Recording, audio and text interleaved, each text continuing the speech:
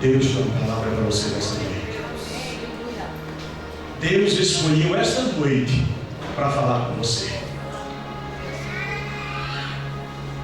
Você pode até pensar que chegou aqui porque você simplesmente achou que deveria vir. Não, hoje eu vou cultuar na Assembleia de Deus Pinhel. Convidou a mulher, algum amigo, a família, disse: rapaz, vamos lá cultuar. Não quero conhecer o Michel Pinhel hoje. Você pode pensar que esse contexto de escolha foi simplesmente porque você escolheu. Eu quero te dizer nessa noite aqui não. Eu quero te dizer que esta vontade, esse desejo, foi Deus que colocou no teu coração. A Bíblia diz que Deus, Ele opera tanto o querer como o efetuar. Ou seja, querer está relacionado com vontade. Efetuar está relacionado com concretização. Então essa vontade foi Ele que colocou no teu coração. Ou seja, Ele pegou na tua mão e te trouxe. Ele quis que você chegasse aqui para adorá-lo nesta noite, neste lugar. Eu acabo de ler um texto bastante conhecido. Qual foi o pregador que já não pregou sobre a viúva de Naim? Texto conhecido, ministrado, conhecedor da igreja. Mas é dentro desse texto que eu quero trazer algo de Deus para a tua vida. Esse texto retrata, narra uma história de uma mulher viúva. O texto diz que essa mulher, ela vinha saindo da cidade Naim, e ia de rumo já ao cemitério para enterrar o seu único filho. E o texto, o escritor Lucas, ele traz alguns detalhes. Ele é diferente do Evangelho de Mateus, que é escrito para os judeus, Marcos para os romanos, um evangelho, uma escrita de uma forma mais objetiva. Mateus, ele procura trazer a genealogia, mas Lucas, ele procura narrar as circunstâncias, os pormenores. E você vai ver que todo milagre narrado em Mateus, Marcos, João e Lucas é aquele que traz mais informações, os pormenores. Porque Lucas, ele não viveu, ele não foi discipulado, ele não pertenceu à escola apostólica, ele não andou com Jesus. O Evangelho de Lucas foi escrito por informações. Lucas, ele catalogou informações, então ele era detalhista, preciso, até porque ele estava escrevendo algo que o próprio Espírito Santo inspirou. Então ele traz alguns pormenores. E ele diz que este filho morto era o único filho dessa mulher. E essa mulher agora estava indo para o cemitério enterrar seu único filho. O interessante é que no decorrer desse trajeto, dessa caminhada, eu quero já dizer para você que era um caminho não desconhecido, mas um caminho conhecido por esta mulher, porque o texto diz que ela era viúva, e se ela era viúva, ela tinha perdido o marido, ela já tinha enterrado o marido, ou seja, ela já conhecia este caminho.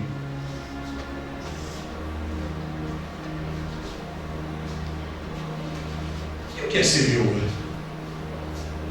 O que significa ser viúva?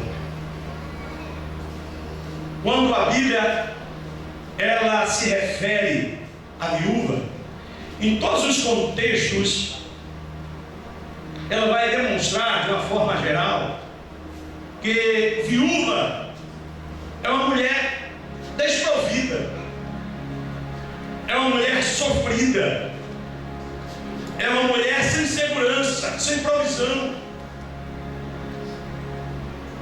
A viúva, ela não tinha nem o direito de herdar a herança do marido. Veja o contexto da época. Hoje você, mulher viúva, se seu marido for bem de bolso, se ele morrer, e algumas até pedem, né? Não sei se você conhece, mas tem algumas que dizem: oh meu Deus, se Deus me levasse esse marido e deixasse viúva, então ele vai colocar a mão na herança. Hoje a mulher tem condição, mas na época, nesta época aqui não. Ela não tinha o direito de desfrutar da herança do marido, e muito menos no Antigo Testamento. Para que as heranças não entrassem em conflito com as tribos, porque cada tribo recebeu a herança. Então, se aquela mulher ela contraísse uma relação com outra pessoa de uma outra tribo, ela não tinha como herdar, para que não houvesse conflito, mistura de herança. Então, todas as vezes que você encontrar se referindo à viúva, você vai ver que a viúva é uma mulher desprovida, não tinha provisão, estava à mercê até de mendigar o pão, tinha uma grande possibilidade de mendigar o pão, e até se tornar prostituta para sobreviver, para a sua própria sobrevivência. Então o contexto de uma viúva não era fácil, era algo complicado. Era uma pessoa dependente, era uma pessoa vulnerável, era uma pessoa que se tornava uma presa fácil para os predadores.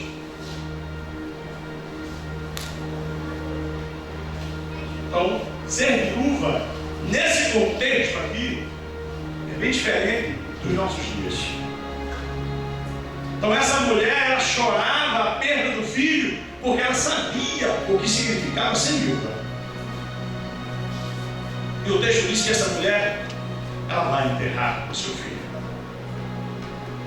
E no trajeto, ela liderando uma multidão, saindo da cidade de Naim, cidade esta que na verdade não era nem tida como uma cidade, mas tida como um vilarejo, uma cidadela, por ser pequena, por não ter expressão. Naim era uma cidade que não tinha expressão, e ela vinha conduzindo uma multidão, mas ao mesmo tempo que ela saía liderando a multidão, estava chegando uma outra, vindo de Cafarnaum, onde Jesus tinha curado o homem da mão mirrada, e Jesus escolheu agora ir para Naim. Por que Jesus escolheu ir para Naim? No decorrer da mensagem nós vamos entender. E Jesus agora lidera uma multidão também,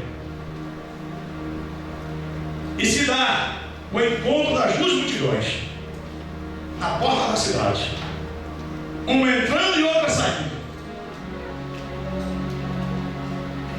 Nós poderíamos aqui dar até algumas temáticas para a mensagem de hoje: o encontro da vida com a morte. Poderíamos dar outra temática: o encontro das duas multidões. É uma mensagem que tem uma temática sugestiva, fácil. Aí eu poderia já nessa hora abrir aqui um parênteses e perguntar a você: qual a multidão que você está inserido? A multidão que está indo ao cemitério enterrar o filho da viúva. Multidão esta que representa a tristeza, o choro, a perda.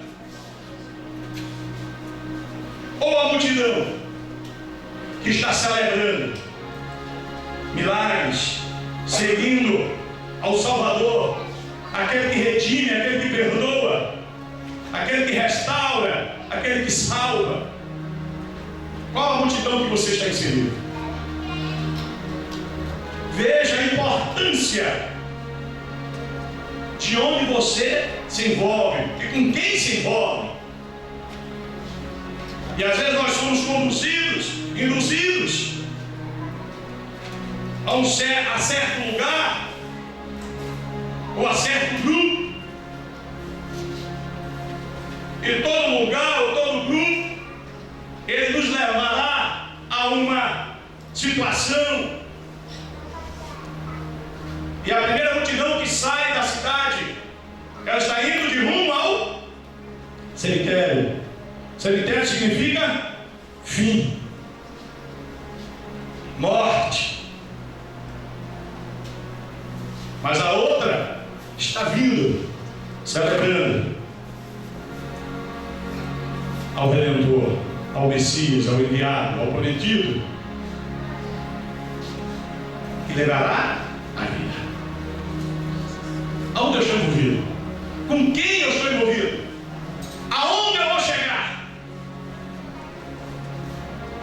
Isso se faz necessário você refletir, parar, pensar, saber onde você está inserido e a quem está seguindo. Mas essa mulher é como as adversidades da vida não lhe poupasse. Ela já tinha perdido o seu marido, o seu esposo, o provedor, o sustentador, o seu companheiro, o seu homem, o seu amado, aquele que lhe dava afeto, carinho. Ela já tinha perdido.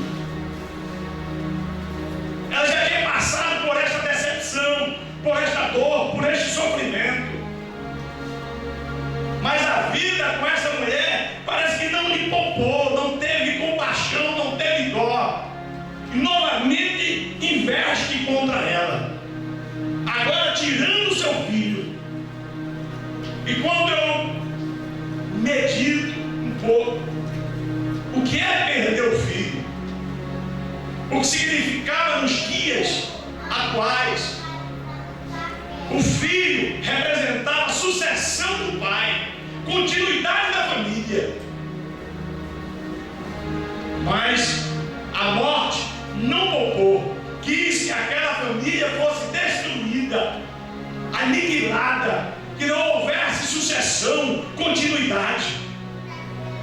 O pai cria e o filho dá continuidade. E o inimigo aqui não queria que houvesse essa continuidade. Sabe por que o inimigo ele investe nos nossos filhos? Porque aquilo que nós começamos, ele não quer que tenha continuidade. Ele quer que pare nos pais. Quando os filhos se perdem pela estrada, quando os filhos são destruídos, mortos, e às vezes nós pensamos que é simplesmente a perda de um filho, e não é. É a perda da sucessão, é a perda da continuidade de tudo aquilo que Deus fez através de você, que foi criado através da sua vida. O inimigo vem a ti os filhos, porque ele sabe que os filhos são uma herança que irão dar continuidade. Mas eu quero profetizar nessa noite: o teu filho está protegido pelo poder de Jesus. Ele vai dar continuidade à tua herança, ao trabalho para o qual você foi chamado. Ele vai dar continuidade em nome de Jesus, em nome de Jesus. Quando eu estava hoje, passei o dia na biblioteca, estudando, lendo, e recebo uma visita. E ao receber essa visita, eu digo, sobe. Eles sobem, sentam na cama, na minha biblioteca, eu digo, senta aí, vai. E começamos a conversar. Aí ele recebe um telefonema. Ele, a esposa dele, e a esposa começa a chorar, se levanta e diz, pastor, meu filho foi preso. Eu digo, calma, tem polícia para prender? Tem advogado para soltar. E tem o Satanás para acusar? Tem Jesus para defender. Tem o Satanás para matar? Tem Jesus para dar vida. Tem o Satanás para fazer você pecar? Tem Jesus para perdoar. Eu disse, calma.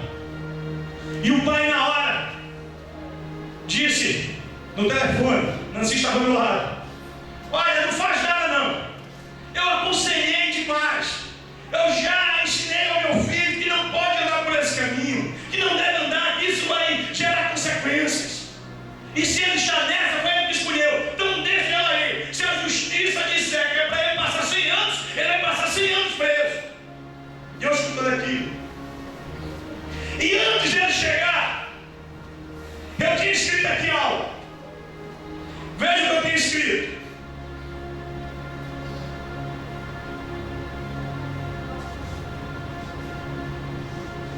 Jesus é bom demais. Jesus é bom demais. Deixa eu ver se eu acho aqui. Glória a Deus. Mas será que subiu? Subiu não, está aqui. Está cheio. Isso aconteceu hoje à tarde. Eu acredito que isso que eu ia falar no final da mensagem. Mas já está vindo já agora. Então eu vou agora inverter a ordem aqui. E aquele pai, a mãe chorando, e ele duro. Aí quando ele terminou de narrar aquela situação, disse, olha, mas tudo aí que você está falando para mim, olha aqui o que está escrito. Ele o que, pastor? Para você.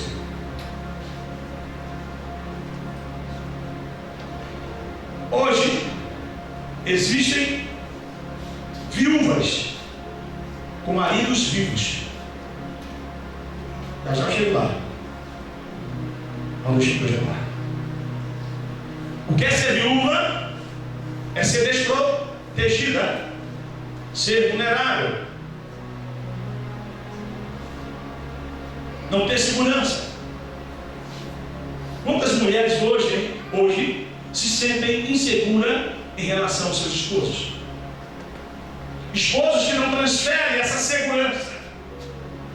Esposo que não transfere para a mulher o papel para o qual ele foi chamado.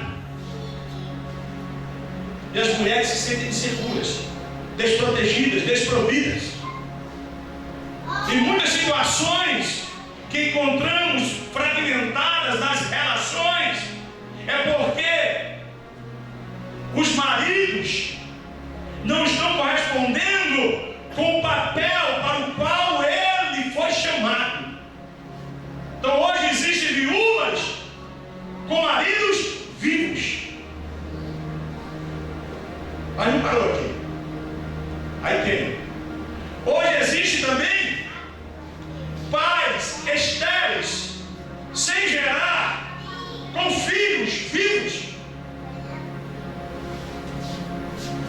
Filhos que não obedecem, filhos que não amam, filhos que não honram, e filhos que não querem dar continuidade ao projeto dos pais. Aí quando ele estava terminando tudo aquilo que eu agora escuto, é aqui onde eu entro, o qual orientei. Hoje existem filhos órfãos com pais vivos. Filhos que não se sentem amados.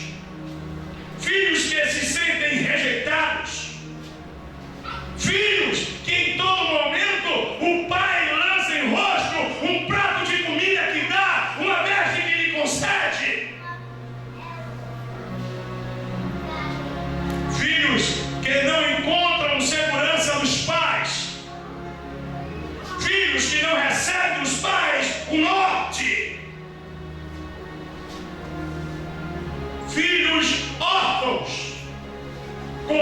pais vivos.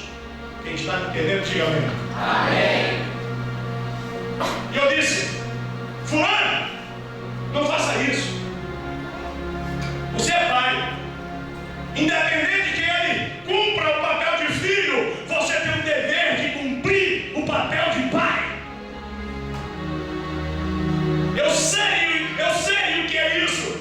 Essa dor que você está sentindo, essa raiva, essas palavras que estão saindo da sua boca. Você não é homem para isso, você é um homem bom. Existe um coração de pai dentro de você. Não permita que o seu filho se sinta vulnerável, se sinta abandonado por você. Não faça isso.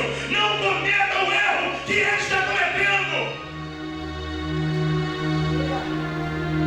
E ele olhou, ficou olhando, e a mãe chorando, dizia: isso mesmo, mas não pode abandonar os nossos filhos. Eu digo: ele não vai abandonar. Nancy, vem cá, filha, vamos orar por esse casal. Eu levantei as mãos e orei por eles. Pai, tu conheces o nosso deitar e o nosso levantar. Tu conheces o nosso interior. E aqui está um homem que dentro dele tem um coração de pai. Um coração que, se ele pudesse ir agora lá, ele pegaria o seu filho, colocaria nos braços e dizia: meu filho, você está livre. Eu sei que o que reina dentro dele é esse sentimento. Não são essas palavras proferidas por ele nesse momento. E eles começam a chorar. Eu termino a oração e os abençoo. Aí vem à mente aquela palavra onde o pai chama os dois filhos. Chama o primeiro e diz: meu filho, vai para a vinha. Nós precisamos trabalhar. Eu preciso colher as uvas porque eu não tenho compromissos a cumprir. Vai trabalhar na vinha. E o filho olha para o pai e diz: não, pai, eu não vou. Não vou. E fica, se exalta e vai embora. O pai chama o outro. E o outro diz: sim, pai, eu vou. Não se preocupe, né? Vai trabalhar na vinha, eu vou. Aí a palavra continua. Aí ela narra. O primeiro que disse que não ia, depois ele caiu em si, pensou e foi. O segundo que disse que ia, não foi. Aí o termo da palavra diz: quem fez a vontade do pai? O primeiro que disse que não ia e foi, ou aquele que disse que ia e não foi? Às vezes, muitas vezes falamos coisas que não condizem com as nossas atitudes.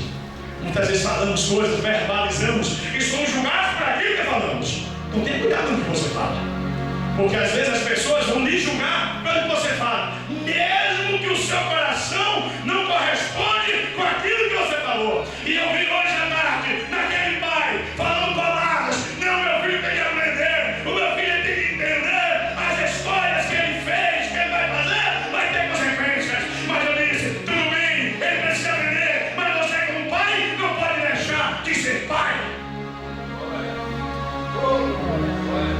Deus não deixa de ser pai. Todas as vezes que erramos, ele está sempre pronto a nos perdoar, a nos abraçar, a dizer: eu estou contigo, meu filho, eu estou contigo, meu filho, conta comigo.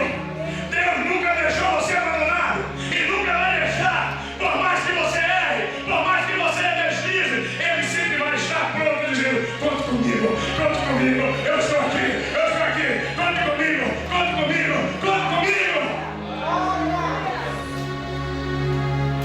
Glória ao Pai, glória ao Filho, glória ao Espírito Santo. Majestoso é o Pai, majestoso é o Filho, majestoso é o Espírito Santo. Glória a Deus, glória a Deus, glória a Deus, glória a Deus. Quando há um encontro das duas multidões, vida com a morte, eu acho lindo que a vida sempre vai respeitar a morte. A morte sempre vai respeitar a vida. Sempre. Aí Jesus se aproxima e começa a quebrar protocolos, tradições, porque ninguém podia parar no tempo. Era tradição, era lei. Ninguém podia parar. E Jesus vem e toca no esquife. E eu quero acreditar que ele não tocou no caixão, não. Eu quero acreditar que Jesus foi bem próximo e tocou naquele garoto, naquele menino. E ao tocar, o enterro parou. A morte parou.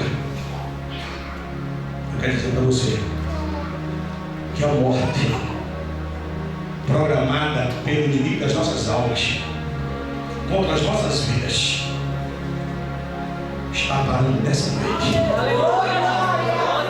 Está parando nessa noite. Aí Jesus vem, toca, o enterro para. Ele olha para a mulher e diz: não chores.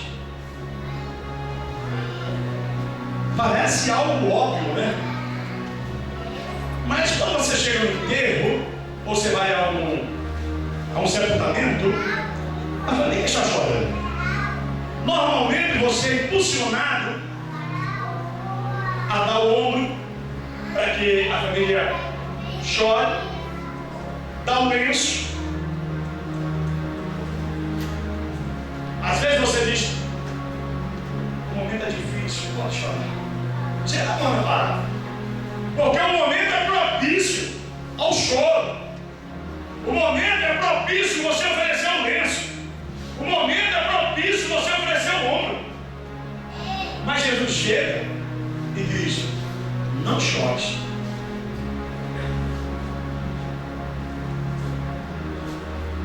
Quem sabe aquela mulher pode ter dito: Jesus, Senhor, como eu não posso chorar? É que eu não devo chorar, se a minha esperança estava no meu filho. Era o único filho que eu tinha. Eu não tinha dois. Eu quero até entender e fazer essa exegese.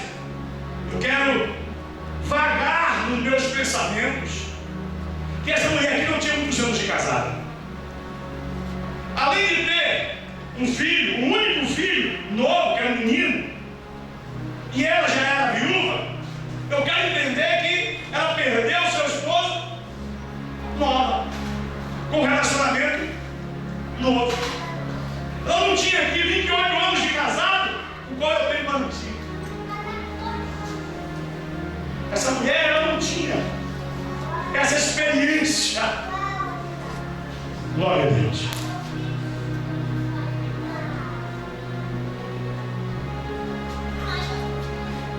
Senhor, como é que eu posso me calar? Como é que eu posso não chorar? Se a minha esperança, a continuidade da minha família estava no meu filho. Os meus sonhos e projetos estão sendo, agora, vão ser enterrados, estão sendo levados para debaixo da terra. Como é que eu não choro? Como é que o Senhor me pede algo tão difícil e impossível? A minha vida está indo embora, Jesus. Ou seja, eu não tenho mais vida. A minha perspectiva agora, tudo promove para que eu seja uma pedinte, para que eu venha mendigar, ou eu venha me prostituir. Porque a minha esperança, o meu porto seguro, o meu amparo, se foi, está sendo enterrada. Mas ela esquecia que quem estava falando com ela não era um homem comum, não é aquele que diz: não chores, e não tem a solução. Quantas vezes Nós recebemos casais e vamos aconselhá-los. E o que me resta só são palavras,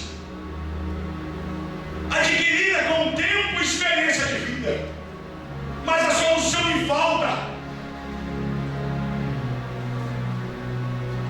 Quantas vezes nós não temos essa solução? Você, pai, quantas vezes o filho vem e te procura e você não tem a solução para dar? Quantas vezes você, empresário, você entra numa situação difícil que você não tem a solução para tirar a empresa do buraco da falência? Nos tornamos vulneráveis, fragilizados. Mas aquele que disse, não chores, ele tinha solução na mão.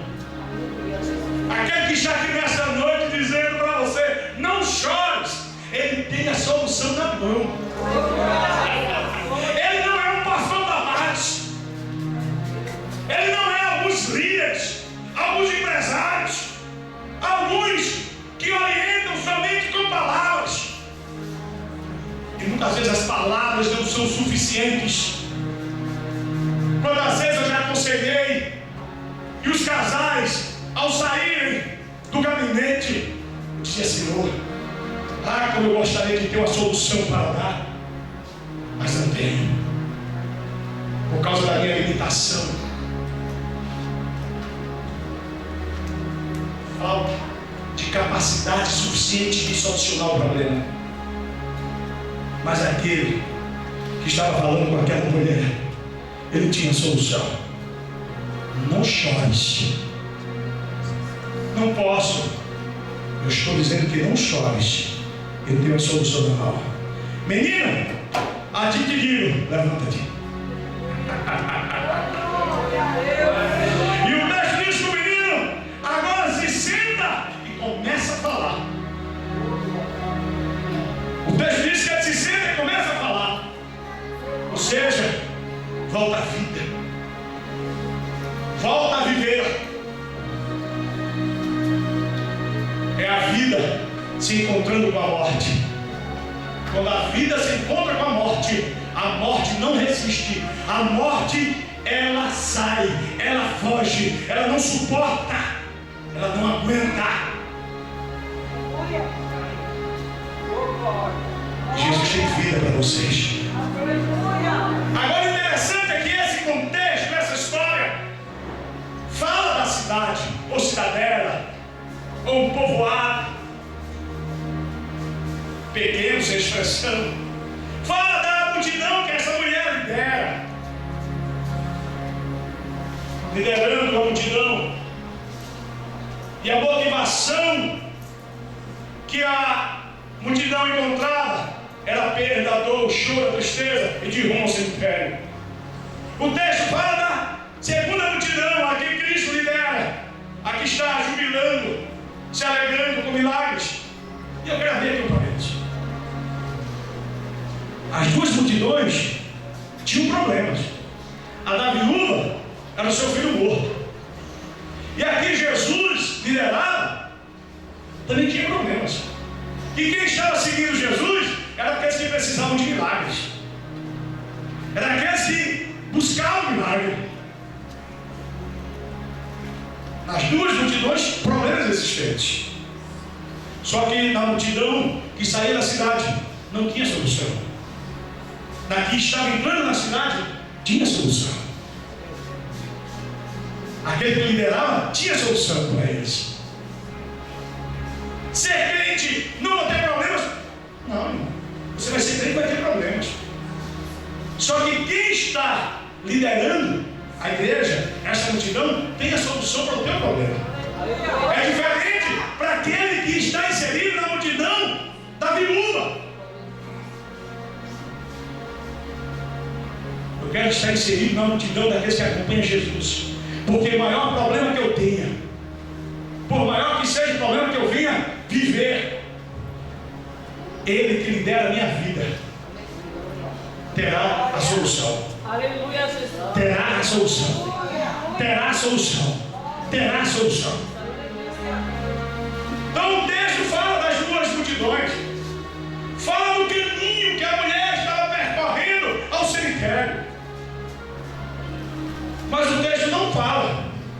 dos coveiros.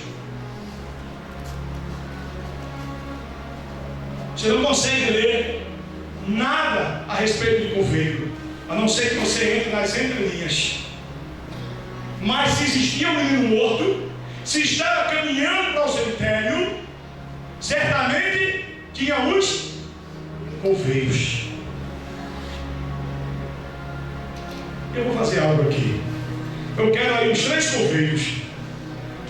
3 coveiros. Chega, diácono, né? Chega. Ranilson. Chega, Antônio. Os coveiros. Mais outro coveiro. Um coveiro forte. Chega, Maurício. Chega, Maurício. Vamos vivenciar esse momento. Eita, coveiro forte. Chega, Cardoso. Pega ali, pá, vassoura. Ligeiro lá na cozinha. Fica aqui de lado, aqui de lado. Ali, de lado. Ali de lado. Vai, Maurício. Ali, presta atenção, Maurício. Esquece a igreja aqui. Presta atenção no pregador. Isso. Vocês vão começar. Porque o enterro está demorando chegar. Rapaz, esse defunto não chega não. Isso aí é pá e enxada, que são os instrumentos dos coveiros.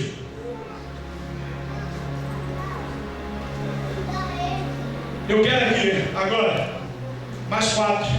Chega, vem, tu vem, vou olhar para mim, chega. Eu quero 4 aqui para carregar o caixão. Vamos?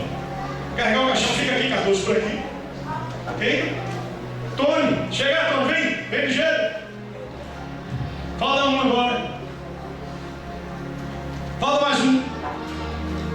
Cadê o homem? Deixa eu ver. Chega, Denis, vem, o que está fazendo aí, Denis? Vem para cá. Agora eu vou inverter, Maurício vai vir para cá.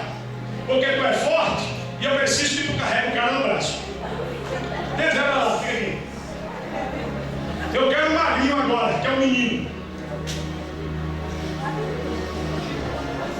Chega, Mateus. Vem cá. Mateus, tu vai deitar. Você já sabe que eu carrego o caixão, né? Vamos lá, bota Mateus. Estirado, pega na perna e um em cada braço. Um homem. Vamos lá. Vamos lá. Filma isso aí, viu? Não, libera, pode subir. Você é isso. Isso, bota a mão por baixo, segura esse braço. Isso.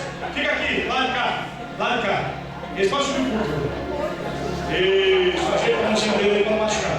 Faça o culto aí. Faça o culto. Isso. Só ele pega essas coisas, mas tem de ser os 4. Porque normalmente o caixão é carregado por 4. Isso. É assim. Tu para lá e os dois para cá. Isso. Um fica como se estivesse pegando um na ponta, o outro, ajeita ele. Não, pega isso, ajeita ele. Isso aqui é o defunto.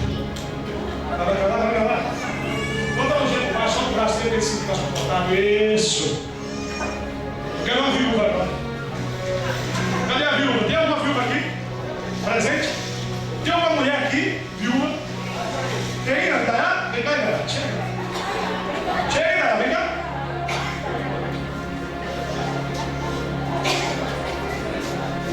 Tu é a mãe do menino, viúva. Fica chorando, chora. Chora. Dá o microfone aqui pra ela. Chora aqui. Chora, Inara. Chora. Com vontade. Vamos lá, Inara. Isso é sério. Não ri não. Isso é espiritual. Isso é espiritual. Isso é espiritual, Inara. Vai, se concentra. Isso é espiritual. Meu filho, eu perdi meu filho, meu único filho, a minha esperança, a minha provisão, o meu amado, o meu amor, o meu fruto. Vamos? Fala, Inara. Aumenta aí, gente, o microfone dela. Glória a Deus.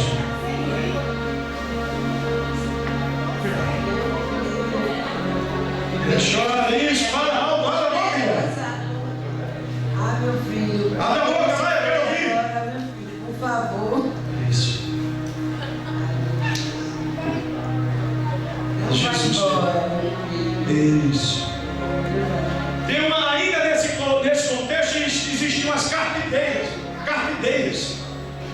Eram mulheres contratadas para chorar. Vem cá, Marcelo.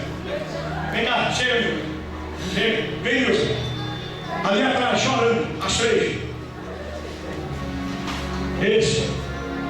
Vai lá tu também, vai chorar do nome também.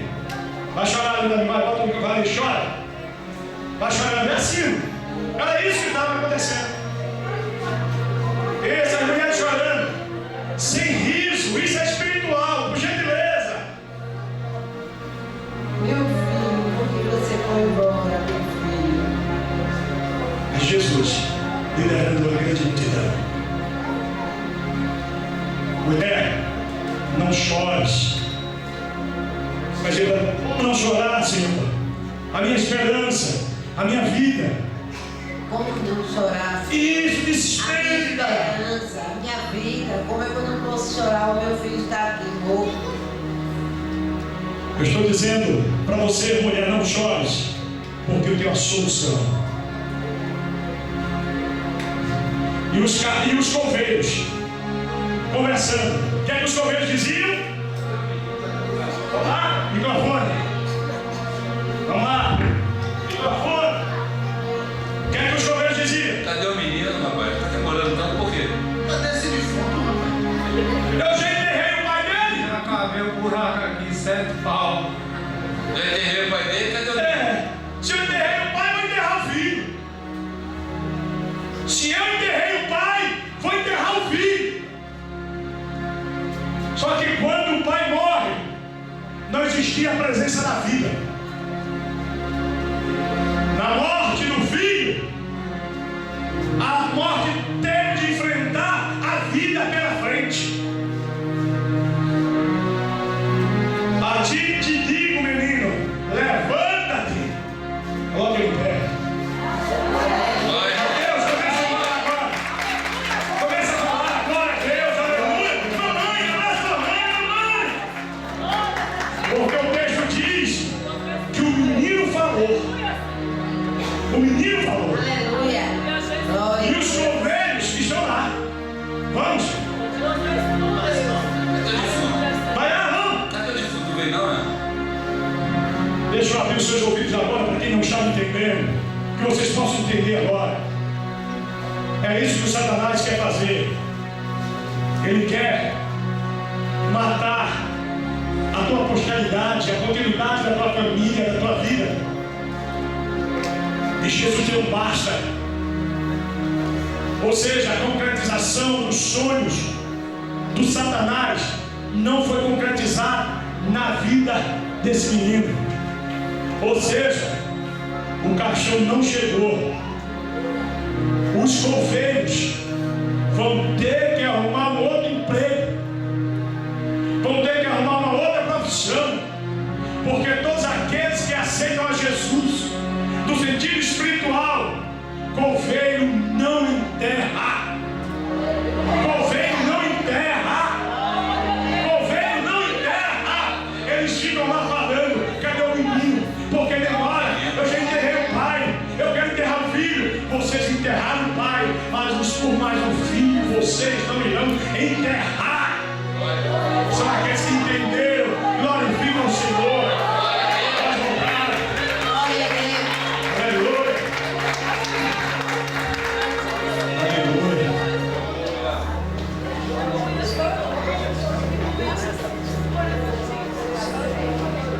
O Satanás está doidinho para enterrar os teus filhos, os teus sonhos, os teus projetos. Mas não vai enterrar. Eles vão ter que fechar a sepultura sem o menino. Eles vão ter que enterrar a sepultura sem o menino. Isso significa que a sua vida terá continuidade. A sua família terá sucessão.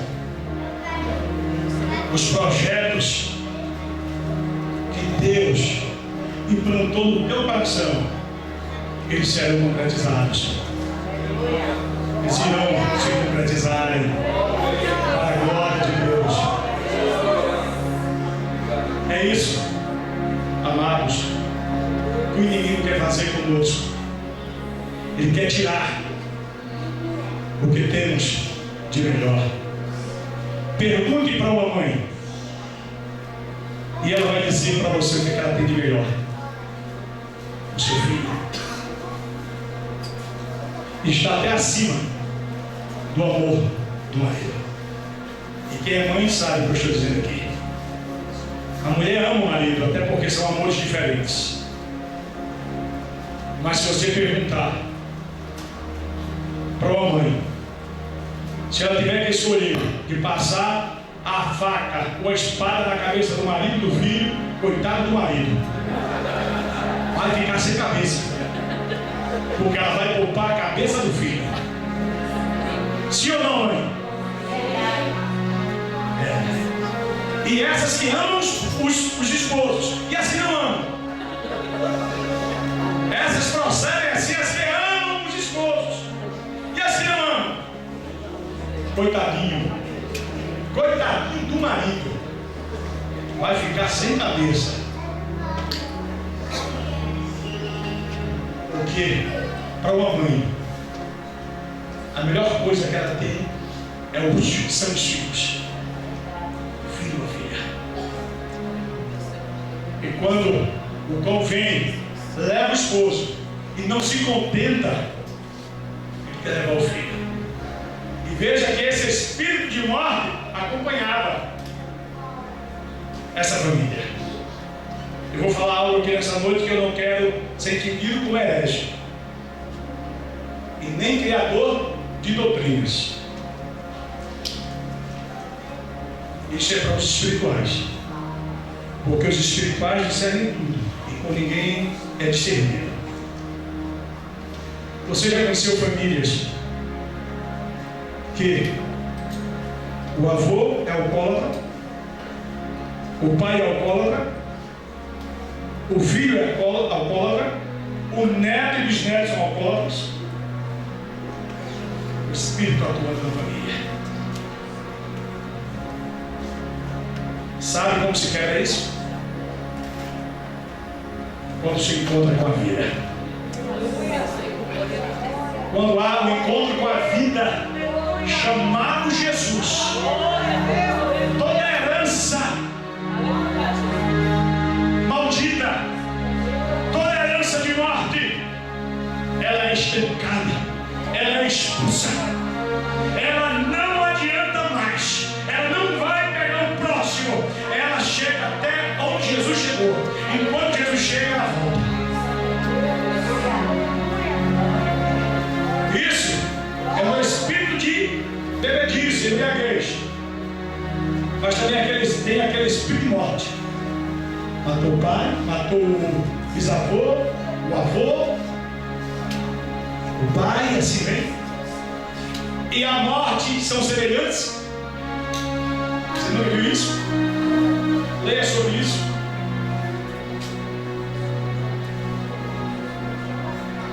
Hoje nós estamos envolvidos demais no materialismo.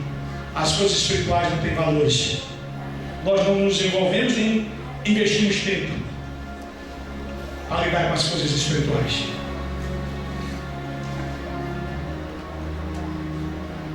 Você acha que o Satanás brinca de Satanás? E Deus brinca de ser Deus? Não. Nem Deus brinca de ser Deus e nem Satanás brinca de ser Satanás. E uma das armas que ele tem é fazer com que você não acredite que ele existe.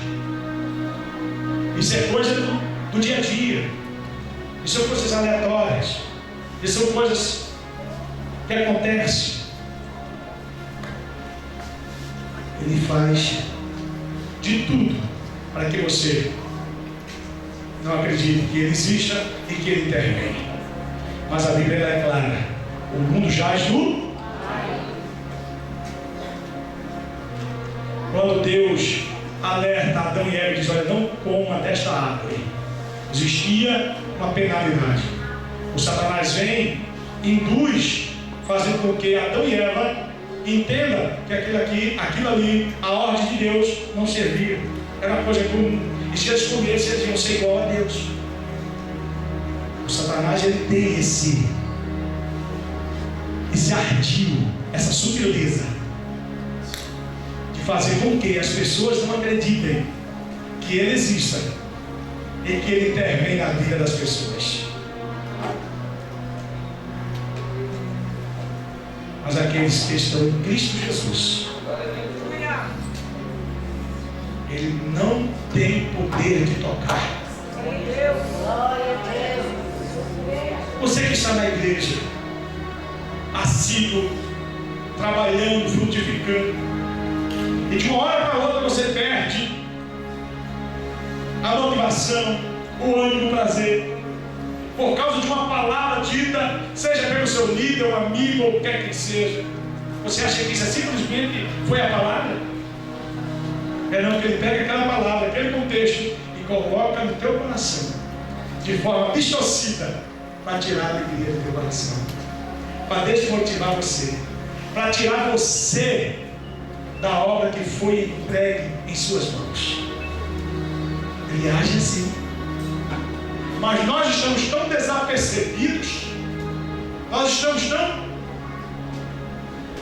vivendo de forma aleatória a respeito das coisas espirituais, que achamos, não, porque fulano é ignorante, porque fulano é grosso, porque fulano... Não, ele disse isso, agora eu não vou.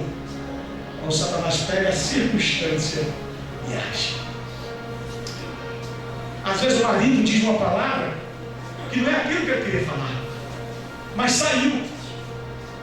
Aí a mulher escuta, guarda a palavra e agora começa a criar no seu relacionamento um conflito desnecessário.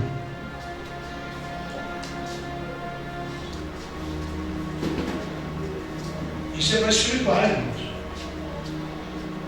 Isso vai entender para quem mantém relação com Deus. Aí a mulher pega a palavra e começa a alimentar o seu coração daquela palavra. Uma palavra que podia ser extirpada, dissolvida pelo vento. Uma palavra que não poderia se dar crédito, nem guardar no coração. Mas a mulher guarda. Você acha que é porque simplesmente ela quis guardar? Não. É o inimigo agindo, fazendo com que ela guarde. Da mesma forma o marido. A mulher comete algo e ele guarda aquilo, e aquilo começa a desfazer, a desmoronar o relacionamento. E você acha que é simplesmente você acha que é simplesmente porque ele quis guardar? Não. É ação do inimigo. E a gente vive num mundo desapercebido das coisas espirituais.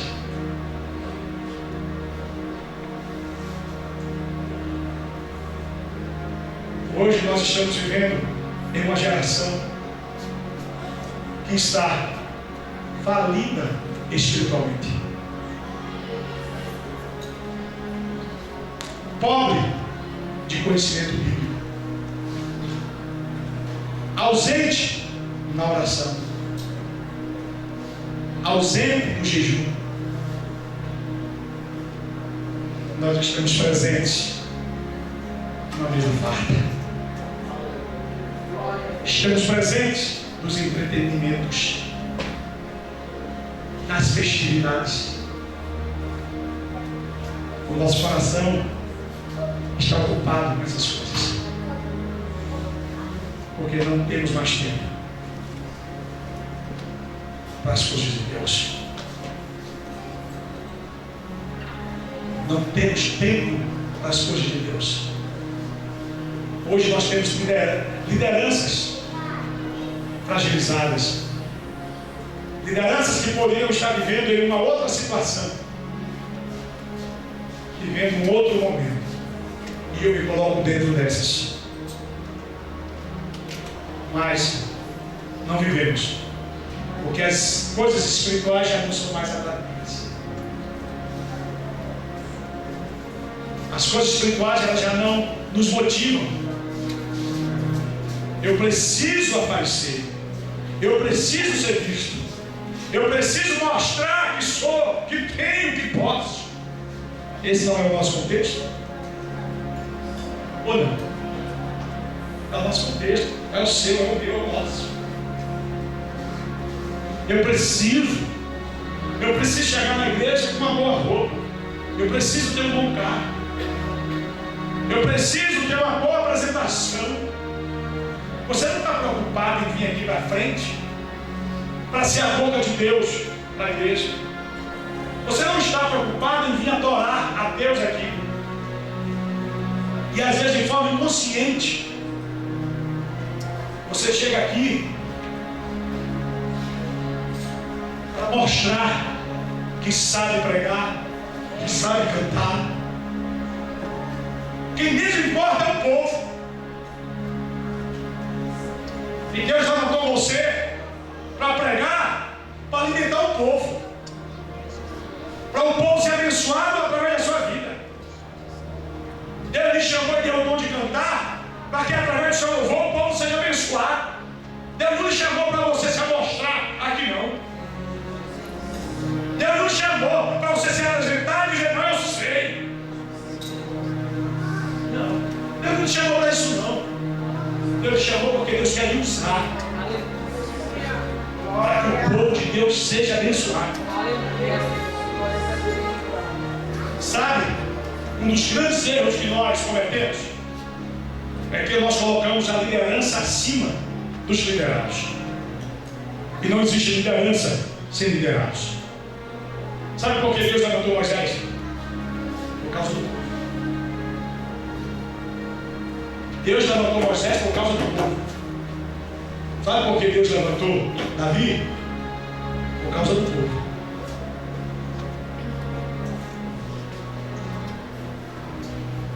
O objetivo maior é o povo, é a igreja. Mas hoje existe um culto, uma adoração a certas lideranças. E se a liderança não tiver maturidade espiritual, ela se envolve nessa adoração e se acha o bambambam, se acha a bola da vez, se acha o próprio Deus. Antigamente nós víamos pessoas, não é que não existe, mas em número menor. Pessoas que estavam preocupadas com a igreja, em fazer a obra, mas hoje estão preocupados em aparecer, em ser visto. O meu ministério tem que crescer. Eu tenho que estar na televisão. Eu vou para a televisão não com o objetivo primário de propagar o evangelho. É secundário e muitas vezes terciário. Eu quero ir para a televisão para dizer que meu ministério é forte, que eu sou da mídia, que eu sou o cara. E quem paga o preço? A igreja. Está igual a Dilma. Eles roubam, e os impostos são colocados, aumentados no povo. O povo que tem que pagar. Assim é a liderança. Bancar o custo, a sua autoprojeção. É o que nós estamos vendo hoje nos nossos dias. E isso gera frieza do povo. Oxalá que Deus levante uma liderança comprometida com a igreja, comprometida com o bem-estar da igreja, comprometida com a mudança da igreja. É de verdade que isso é a parte da liderança, mas tem a parte do povo em querer mudança, em querer mudar, em querer viver como uma moda